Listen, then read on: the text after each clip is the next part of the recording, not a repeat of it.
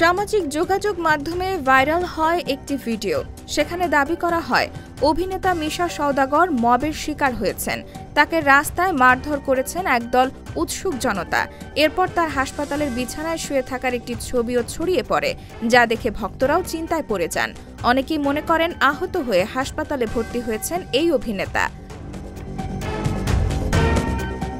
তবে না, মিশাকে মারধরের ভিডিওটি সত্যি নয়। তার নাম করে ভুয়া একটি ভিডিওই ঘুরে বেড়াচ্ছে সোশ্যাল মিডিয়ায়। যদিও অভিনেতার হাসপাতালের বিছানায় শুয়ে থাকার ছবিটি সত্য। জানা গেছে, হাঁটুর অস্ত্রোপচারের জন্য যুক্তরাষ্ট্রে একটি হাসপাতালে ভর্তি হয়েছেন মিশা। সেখানেই ছবিটি তোলা। প্রায় 9 বছর আগে মিসড কল নামের একটি সিনেমার শুটিং করতে গিয়ে গুরুতর আহত হয়েছিলেন মিশা সওদাগর। সে সময় তার ডান পায়ের লিগামেন্ট ছিঁড়ে গিয়েছিল। চিকিৎসা নিয়ে সুস্থও হয়েছিলেন। এরপর আবারও সেই একই জায়গায় আঘাতপ্রাপ্ত হন এই অভিনেতা।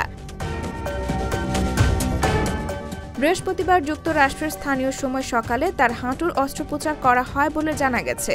বিষয়টি নিশ্চিত করেছেন অভিনেতা জায়েদ খান। তিনি জানান, যুক্তরাষ্ট্রের ডালাসের একটি হাসপাতালে মিশা সওদাগরের হাঁটুর সফল অস্ত্রোপচার সম্পন্ন হয়েছে। আপনারা সবাই দোয়া করবেন তার জন্য। IBTV USA, new York.